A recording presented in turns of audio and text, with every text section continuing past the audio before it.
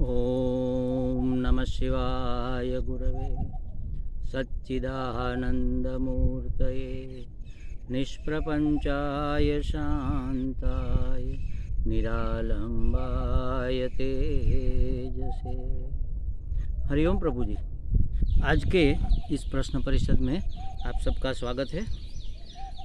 आज का प्रश्न भी भावनगर से नगीन दास जी का है। उन्होंने इतनी सारी बातें एक साथ में पूछ ली है तो और उन बातों का कोई तारतम्य भी नहीं है, तो लगता है कि सभी चीज़ों के स्पष्ट अर्थ उसके मन में शायद नहीं है। तो उसको साथ साथ में हम देखते जाएंगे। अपने में ध्यान का प्रकाश प्रकट हो जाए, ध्याता और ध्येय दोनों का विसर्जन हो जाए, एकाग्रता सिद्ध हो पाए, वृत्तियाँ अंतर्मुख हो जाए, शरीर प्राण मन शक्ति से ऊर्जा से भर जाए, प्राणमय और मनोमय शरीर ऊपर नियंत्रण हो जाए और चित्त शांत हो जाए, चेतनाएं, चेतना तो एक ही होती है लेकिन चेतनाएं लिखा है, चेतनाएं ऊर्ध्वगामी हो जाए और हमारा आध्यात्मिक विकास हो पाए, इस पर ज़्यादा से ज़्यादा प्रकाश कीजिए। अगर इस पर थोड़ा भी प्रकाश किया जाए ना तो एक सप्ताह चलेगा, और ज़्यादा से ज़्यादा करना है तो कम से कम 2-3 महीने तक का ये प्रोग्राम है। क्योंकि सब चीज़ें अलग अलग आपने पूछी है, आपको लगता है सब एक है, लेकिन एक नहीं है। ध्यान का प्रकाश प्रकट हो जाए। प्रकाश माने क्या? प्रकाश माने अगर आप ये समझते हैं कि ध्यान में हमें कोई नीला पीला लाल कोई प्रकाश दिख जाए तो ये एक अलग चीज़ है। और ध्यान का प्रकाश माने ध्यान से हमारे अंदर जो समझ पैदा होती है और ध्यान से हमारे अंदर जो स्थिरता पैदा होती है, ध्यान से हमारे अंदर जो संतोष और शांति पैदा होते हैं, उसको भी प्रकाश कहते हैं। तो ये स्पष्ट नहीं हो पा रहा है कि ध्यान से प्रकाश प्रकट हो जाए। दूसरा आपने कहा ध्याता और ध्येय दोनों विसर्जित हो जाए, तब तो कुछ रहा ही नहीं महाराज। ध्येय, आप ध्यान कर किस लिए रहे? ध्येय प्राप्ति के लिए। ध्येय ही विसर्जित हो जाए तो फिर तो बात ही बिगड़ गई। आपका कहना यह है कि ध्याता, ध्यान और ध्येय की त्रिपुटी मिट जाए, ये तीन न रहे, एक ही हो जाए, मतलब ध्येय स्वरूप हो जाए। अगर हम समझो कि परमात्मा का ध्यान कर रहे हैं तो बस परमात्मा ही रह जाए, ध्यान करने की क्रिया और ध्यान सब मिट जाए, सिर्फ परमात्मा रह जाए। उसकी प्राप्ति के लिए तो हम ध्यान कर रहे हैं, उसी को समाधि कहते हैं। तो ये भी बात थोड़ी अस्पष्ट रह गई, विसर्जित हो जाए, एकाग्रता सिद्ध हो। एकाग्रता ध्यान दो हेतु के लिए किया जाता है, एक तो एकाग्रता के लिए और दूसरा लक्ष्य की प्राप्ति के लिए, मतलब अंतःकरण शुद्धि के लिए।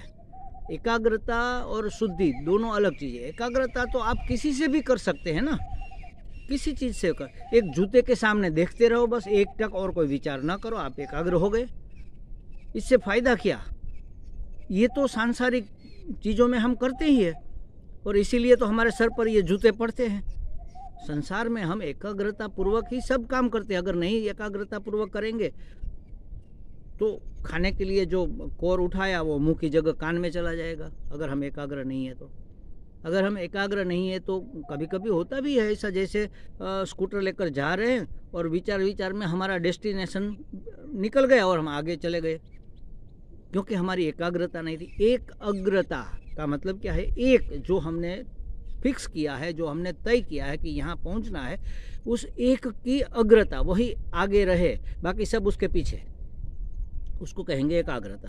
तो एकाग्रता भी ध्यान का भी ये होता है, एकाग्रता सिद्ध हो जाए। यहाँ मुझे लगता है आप ये कहना चाहते हैं कि हमारी एकाग्रता कभी खंडित ही ना हो पाए। हाँ, तो ये बात सही है। और वृत्तियाँ अंतर्मुख हो जाए, ये तो ध्यान से होता ही है। हमारी वृत्तियाँ अभी बहिर्मुख है, हमारी इंद्रियाँ भी बहिर्मुख है, और इंद्रियों के वृत्तियों के कारण ही इंद्रियां बहिर्मुख है। तो ये सब अंतर्मुख हो जाए, अंतर्मुख हुए बगैर तो हम परमार्थ में प्रवेश ही नहीं कर पाएंगे। शरीर प्राण मन शक्ति से भर जाए। शक्ति अगर स्थूल शक्ति की बात है, शरीर की, प्राण की, मन की, तो वो तो प्राणायाम से और कसरत से, इन सभी से होगा। लेकिन यहाँ मुझे ये समझ में आ रहा है कि शरीर प्राण मन शक्ति माने ऊर्जा से भर जाए। ऊर्जा अलग चीज़ है, शक्ति अलग चीज़ है। वैसे एक ही चीज़ के दो पहलू है। ऊर्जा सूक्ष्म स्वरूप है और शक्ति उसका थोड़ा स्थूलीकरण है। वो भी सूक्ष्म ही है, दिखती नहीं है, लेकिन थोड़ा ऊर्जा से सूक्ष्म होने के बाद उसको शक्ति कहेंगे। जैसे हमारे अंदर 20 किलो वजन उठाने की शक्ति है, तो 20 किलो वजन उठाने की ऊर्जा नहीं कह सकते। हमारे अंदर जो उत्साह होता है किसी चीज़ के प्रति, जो हमारी तत्परता होती है, उसको कहेंगे ऊर्जा। तो हमारा ये सब ऊर्जा से भर जाए ताकि हम अपने डेस्टिनेशन को, अपने लक्ष्य को प्राप्त कर सके। प्राणमय और मनोमय शरीर के ऊपर नियंत्रण हो जाए। वैसे इससे ज़्यादा भी शरीर है, अन्नमय शरीर, इसके ऊपर अगर नियंत्रण नहीं होगा तो हिलते डुलते रहेंगे ध्यान में भी। तो अन्नमय कोश, अन्नमय शरीर कह लो, अन्नमय कोश कह लो। इसके बाद आता है प्राणमय कोश, इसके बाद आता है मनोमय कोश, इसके बाद आता है विज्ञानमय कोश, और इसके बाद आता है आनंदमय कोश, और इसके बाद स्वरूप का आनंद प्राप्त होता है। तो सभी कोश, कोश माने ढक्कन, उसको आवृत करने वाला, उसको हटाते जाएंगे तो आनंद स्वरूप की प्राप्ति होगी। तो ये इसके ऊपर हमारा नियंत्रण हो जाए, माने वह हमें परेशान न करे, और चित्त शांत हो जाए, मन शांत हो जाए कह लो, चित्त शांत हो जाए कह लो। शांत तभी होगा जब उसकी कोई अपेक्षा नहीं रहेगी, उसकी कोई कामना नहीं रहेगी। मन में अशांति उत्पन्न इसीलिए होती है कि अंदर कोई कामना जगती है, और कामना की पूर्ति के लिए फिर प्रयत्न होता है, कर्म होते हैं, और कर्म के परिणाम स्वरूप हमें जो प्राप्त होता है वो जैसे हमने सोचा था वैसा पूर्ण का पूर्ण तो होता नहीं, वही का वही तो होता है, रेयर होता है। कभी या तो कुछ हमारी सोच से ज़्यादा भी मिल जाता है, कभी कम भी मिल जाता है, कभी बहुत कम मिलता है, और कभी कभी उल्टा भी मिलता है।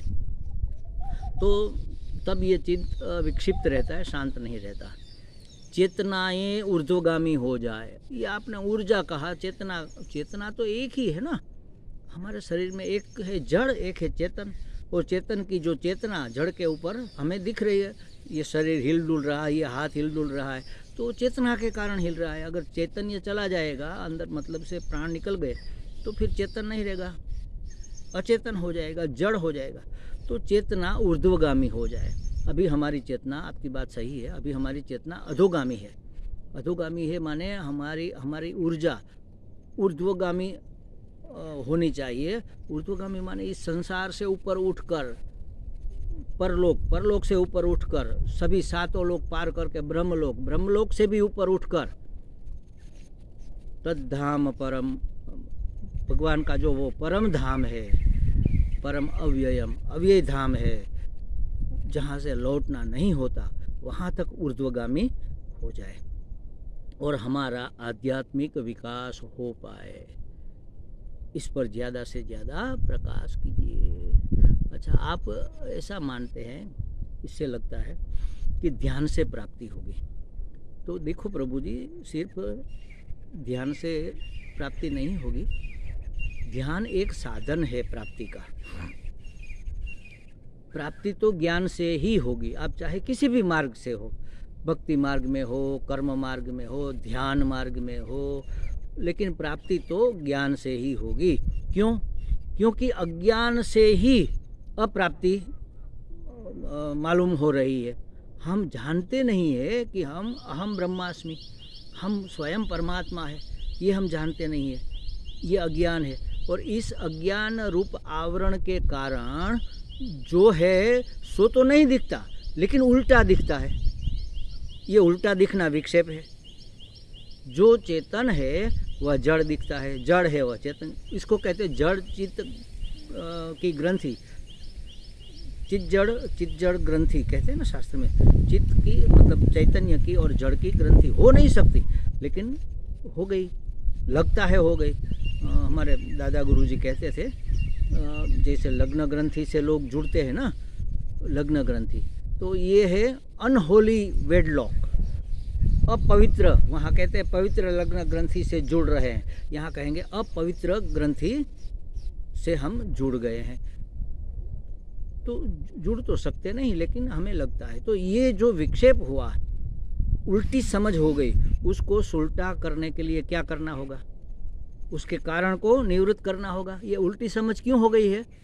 क्योंकि हमने जो है सो नहीं समझा। तो सही समझना इसका उपाय है, और सही समझ का नाम है ज्ञान। तो आप कुछ भी करो, बिना ज्ञान के आपका चित्त शांत नहीं होगा। आपकी ऊर्ध्व गति, उसी का नाम ऊर्ध्व गति है, उसी का नाम ऊर्जावान होना है। अगर मैं ये समझ लूँ कि सच्चिद आनंद स्वरूप मैं हूँ और मेरे सिवा यहाँ कुछ भी नहीं है, तो मेरे में कितनी ऊर्जा होगी? जिस किसी की भी ऊर्जा मेरी ही ऊर्जा है। तो ये सब जो आपने जो ध्यान का प्रकाश हो जाए माने ज्ञान हो जाए, ध्यान विचलित न हो पाए, हम जान गए कि हम कौन है, तो फिर कहना ही क्या। जैसे एक स्थूल उदाहरण है वैसे तो, लेकिन समझने के लिए ये समझो कि हमारे गुरुजी जो उदाहरण देते हैं कि 10 लड़के जा रहे थे कहीं घूमने के लिए, बुजुर्गों से इजाज़त ली, परमिशन ली। तो एक बुजुर्ग ने कहा कि अरे भाई, आप सब छोटे छोटे लड़के हो, ध्यान कौन रखेगा? तो एक बड़ा लड़का था, उसने कहा मैं ध्यान रखूँगा। अच्छा, तुम्हारी जिम्मेवारी है, देख लो, मैं गिनता हूँ 1 2 3 4 5 6 7 8 9 10। देखो तुम 10 लोग हो, 10 वापस आने चाहिए, और ऐसे ही किसी को कोई ईजा वीजा नहीं होनी चाहिए, ठीक है? हाँ ठीक है। तो वो गए 10 लड़के, घूमते घूमते दूर दूर दूर निकल गए, पहाड़, पर्वत, नदी, टेकरा, ऐसा पार करते करते एक नदी आई, नदी को भी पार किया। और वो जो लड़का था बड़ा, जो जिम्मेवार था, उसने सोचा कि देख लूँ जरा कोई नदी में बह तो नहीं गया। तो कहा कि सब खड़े हो जाओ। सब खड़े हो गए लाइन में, और गिनने लगा 1 2 3 4 5 6 7 8 9। अरे 9 है, अपने को तो गिनता नहीं है, 9 है। अरे एक लड़का कहीं गुम गया, सब चिंता में पड़ गए। दूसरे ने कहा अरे तू बुद्धू है, तुझे क्या पता, लाओ मैं गिन के बताता हूँ, तू खड़ा हो जा। सब एक ही स्कूल में पढ़े थे ना, तो उसने भी ऐसे ही गिना 1 2 3 4 5 6 7 8 9। अरे 9 है, हाँ बिल्कुल 9 है। तो चलो ढूंढते हैं 10वां कहाँ गया। सब लोग ढूंढने निकल पड़े। कोई नदी में देखता है, कोई किनारे में देखता है, कोई पेड़ पर चढ़कर देखता है, तो कोई टेकरी के पीछे देखता है, कोई बड़ा सा ऐसा पेड़ है तो पेड़ के पीछे जा छुपा तो नहीं है, देखता है। सब नदी में सामने किनारे तो नहीं रह गया। तो सब संशोधन हुआ, नाव का संशोधन हुआ, नाव में बैठकर सामने गया। दूर दूर देखने जाना था तो पहिए का संशोधन हुआ, साइकिल, घोड़ा गाड़ी, गाड़ी जो भी था बनाकर दूर दूर तक गए। पेड़ पर चढ़े, इससे ऊपर जाने के लिए हमने हेलीकॉप्टर का और एरोप्लेन का संशोधन किया। सब जगह ढूंढा, लेकिन 10वां नहीं मिल रहा। सब निराश होकर पेड़ के नीचे बैठे थे, रोने लग गए। अरे 10वां खो गया, अब क्या करें, क्या मुंह लेकर जाएंगे वापस। तभी कोई एक महात्मा निकले वहाँ से। उसने कहा क्या बात है बेटे, आप क्यों सब निराश और परेशान हो? उसने कहा महात्मा जी, हमारा एक लड़का खो गया। अरे कैसे पता चला आपको खो गया? तो हम 10 थे, देखो अब 9 ही रह गए। तो कैसे तुमने जाना 9 रह गए? उसने कहा देख लो, मैं गिन के बताता हूँ। सबको कहा लाइन में खड़े हो जाओ, और गिना 1 2 3 4 5 6 7 8 9। कहा 10वां अब नहीं है। महात्मा जी ने कहा कोई बात नहीं, चिंता मत करो, 10वां है। तो सबको थोड़ा आश्वासन मिला कि हाँ, महात्मा ने देखा होगा कहीं 10वां है, तो हमें अब मिल जाएगा। फिर कहा कि आप सब लाइन में खड़े हो जाओ, मैं गिनता हूँ। सब खड़े हो गए, और जो गिनने वाला था उसको लास्ट में खड़ा किया, और गिने 1 2 3 4 5 6 7 8 9, और तुम 10। हाँ, अहम 10मोसी, मैं 10वां हूँ। जो अज्ञान था, 10वें को भूल गए थे, वो फिर से याद आ गया, स्मृतिर्लब्ध्वा। तो फिर अब क्या चिंता रह गई? न तो भूतकाल का कोई अफसोस रहा, अरे खो गया था, ये तो अच्छा हुआ मिल गया, वरना क्या कहते, क्योंकि खोया हुआ ही नहीं था। तो भूतकाल का अफसोस नहीं रहा, भविष्य की चिंता नहीं रही कि वहाँ जाएंगे तो क्या करेंगे, क्या कहेंगे, क्योंकि 10 है।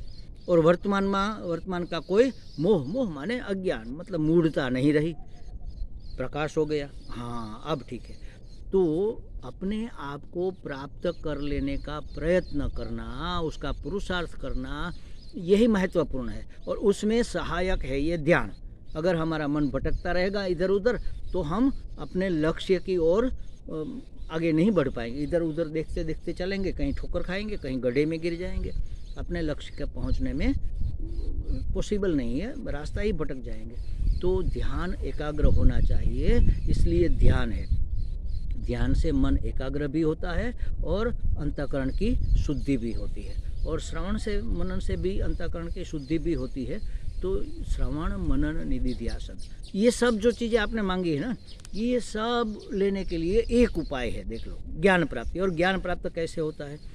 तो ज्ञान प्राप्ति के साधन बताए हुए हैं। एक तो ज्ञान रूप साधन है, जैसे गीता जी के 13वें अध्याय के 7वें श्लोक से 11वें श्लोक तक अमानित्वम अदम्भित्वम से शुरू करके 11वें श्लोक तक जो 20 साधन ज्ञान के बताए हैं, वही ज्ञान ही है। ज्ञान के साधन भी है और ज्ञान भी वही है। तो उस 20 साधन को अर्जित करो और साधन चतुष्टय संपन्न हो जाओ। विवेक, वैराग्य, शमदमादि षट संपत्ति और मुमुक्षा जग ही जाएगी इतना मिलते ही। और ये होने के बाद आप गुरु शरण प्राप्त करके शास्त्र का अध्ययन करो, अपने आप को जानने के लिए कि मैं कैसे ब्रह्म हूँ। तो ये सब करने, फिर इसको कहेंगे तत्व विचार। श्रवण मनन निधिध्यासन, ये तत्व विचार करने से ज्ञान की प्राप्ति होगी। और ज्ञान प्राप्त होते ही आपकी सभी समस्याएं, आपने जो यहाँ पूछा है, सब निवृत्त हो जाएगा। अगर ज्ञान प्राप्त हो गया तो ध्यान का प्रकाश प्रकट हो जाएगा। ध्याता, ध्येय और ध्यान एक रूप हो जाएंगे। फिर वह त्रिपुटी नहीं रहेगी और एकाग्रता सिद्ध करने का प्रश्न ही नहीं रहा ना, प्राप्ति ही हो गई। फिर कहाँ जाएंगे? वो 10वां अब अपने आप को भूलेगा क्या? वो एकाग्र हो जाएगा कि हाँ, सब 10 है, मैं 10वां हूँ, सब 10वें है। जो गिनेगा वही 10वां, क्योंकि वह सामने वाले को गिनता है। हम क्या करते? हम सामने गिनते संसार को, 1 2 3 4 5 6 7 8 9, अरे 9 है, अब क्या करें? अपने आप को नहीं गिनते। कितना करते हैं? अपने आप की गिनती हम कहीं करते हैं क्या? परिवार में भी रहते हैं तो परिवार का हम देखते हैं, सगे संबंधियों का देखते हैं, अपनी गिनती कहाँ करते हैं? अपने आप को तो भूल ही जाते हैं। तो ये भी ज्ञान प्राप्ति से आपको हो जाएगा। आपकी वृत्तियाँ फिर बहिर्मुख होने का प्रश्न ही नहीं है, अंतर्मुखी रहेगी। अंतर्मुख माने अपने आप को ही देखेगी, जहाँ देखेगी अपने आप को, परमात्मा को देखेगी। परमात्मा में ही हूँ, ब्रह्म में ही, अहम ब्रह्मास्मि। तो वृत्तियाँ और शरीर, प्राण, मन ऊर्जा से भर जाए। देख लो आप, जो ज्ञानी महात्मा है वो कितने प्रसन्न होते हैं, ऊर्जा से भरे भरे। राजा वो सिकंदर, उसके गुरु थे डायोजनिस। सिकंदर जब पहली बार उसको मिला, देखा उसको, तो उसने सोचा करे इसके पास एक कॉपिन के सिवा और कुछ है ही नहीं, और इतने ही प्रसन्न, और मेरे पास आधी से ज़्यादा दुनिया उसने तब जीत ली थी। इतना सारा मेरा बड़ा साम्राज्य, फिर भी इतनी प्रसन्नता मुझे नहीं है। तो कहने का मतलब ये है कि जो ज्ञान से भरा होता है ना, वह तो ऊर्जावान ही होता है। अत्यंत ऊर्जा उसमें से, ऊर्जा का स्रोत वही तो है। तो वहाँ से ऊर्जा का स्रोत बहता है। और प्राणमय, मनोमय, क्या 5 कोश निवृत्त हो गए, तभी तो आनंद स्वरूप की प्राप्ति हुई। ये अन्नमय कोश, प्राणमय कोश, मनोमय कोश, विज्ञानमय कोश, आनंदमय कोश, सभी कोश की, सभी ढक्कन की, सभी आवरण की निवृत्ति हो जाती है। उसके ऊपर नियंत्रण हो जाना माने उसकी निवृत्ति हो गई। फिर कहाँ नियंत्रण की बात ही कहाँ पर रही? और चित्त शांत हो जाए। अब अशांत होकर जाएगा कहाँ? जहाँ देखूँ वहाँ मैं ही मैं हूँ, तो फिर जाएगा कहाँ? जहाँ जहाँ मेरी नज़र पड़े हरि तुझ हाजरी, भगवान ही वहाँ पर हाजिर है, तो फिर किसके बारे में सोचेंगे? तो चित्त शांत ही हो जाएगा और चेतना ऊर्ध्वगामी अपने लक्ष्य तक पहुँच गई। तो आध्यात्मिक विकास की ये चरम सीमा है। यहाँ तक हमें आध्यात्मिक विकास करना है। और उसके लिए मैंने जो कहा ना, गीता जी के जो 20 मूल्य है, जीवन मूल्य उसको धारण करना है, साधन चतुष्टय संपत्ति को प्राप्त करना है और बैठकर थोड़ा अपना निधिध्यासन ध्यान चिंतन भी करना है, मन को शांत करने के लिए सांसारिक विचारों को तिरस्कृत करना है। और ऐसा करते करते फिर गुरुमुख से श्रवण मनन और निधिध्यासन करने से धीरे धीरे धीरे धीरे एक क्षण में ज्ञान नहीं हो जाएगा, लेकिन एक क्षण पर जाकर ज्ञान संपूर्ण। आज हमने थोड़ा सुना, थोड़ा समझा, थोड़ा ज्ञान हुआ, कल थोड़ा और ज़्यादा सुना और ज़्यादा समझा, थोड़ा और ज़्यादा ज्ञान हुआ। जैसे चंद्र होता है ना, दूज तीज चौथ पंचमी षष्ठी सप्तमी अष्टमी करते करते उसका तेज उसका प्रकाश बढ़ता जाता है, वैसे हमारा ज्ञान का प्रकाश बढ़ता जाएगा और स्पष्ट दिखता जाएगा। चंद्र का प्रकाश बढ़ते ही हमें स्पष्ट दिखने लगता है, अष्टमी के बाद तो बिल्कुल स्पष्ट दिखने लगता है। तो आधे तक अगर हम पहुंच गए तो फिर हमारे अज्ञान का समझो कि निरावरण हो ही गया, तो फिर दुख और समस्या और पीड़ा ये सब चीज़ें कहाँ रहेगी। ये तो बेवकूफ़ी के कारण है, हमारी जो समझ नहीं है उसके कारण सभी समस्या हमें दिख रही है। तो समस्याओं का अपने आप निराकरण, साफ दिख रहा है साफ दिख रहा है साफ दिख रहा है, लेकिन चंद्र का पूरा प्रकाश हो गया तो फिर हमें दिखेगा साफ नहीं, ये तो रज्जु है, ये तो डोरी है, इसमें तो सांप जैसी कोई चीज़ है ही नहीं। उसी तरह हमें जो समस्या आज दिख रही है वह समस्या ज्ञान का प्रकाश होते होते होते होते धीरे धीरे निवृत्त होती जाएगी। आपने जो पूछा है सभी फुलफिल हो जाएगा। थोड़ा स्पष्ट हो जाओ अपने आप में, ये सब जो चीज़ें आपने पूछी सब अलग अलग चीज़ है, सबका ध्येय अलग अलग है, लेकिन अंत तो गत्वा परम की प्राप्ति वही सबका ध्येय है, सबका लक्ष्य यही है। मैं अपने आप को आनंद स्वरूप सत्य स्वरूप चित्त स्वरूप जान लूँ और मान भी लूँ। हमने प्रत्यक्ष देख लिया कि रज्जू है, डोरी है, सांप है ही नहीं, फिर न मानने का सवाल कहाँ रहता है, मान ही जाते हैं ना। जान भी लिया और मान भी लिया, तो स्पष्ट जिसने जान लिया वही मान सकता है। तो जितना जितना जानते जाओ उतना उतना मानते जाओ। मानना माने अपने व्यवहार में, अपने नित्य क्रम में उसको शामिल करो, व्यवहार में भी उसका अमल करो, जीवन की पद्धति जीवन की शैली में उसको शामिल कर लो, तो ये मानना हो गया। तो जानने से और मानने भी से हमें ये आपने जो जो पूछा है सब चीज़ों की प्राप्ति हो सकती है। हमें लगता है नगीन दास जी को कुछ स्पष्टता हो गई होगी। हरिओम।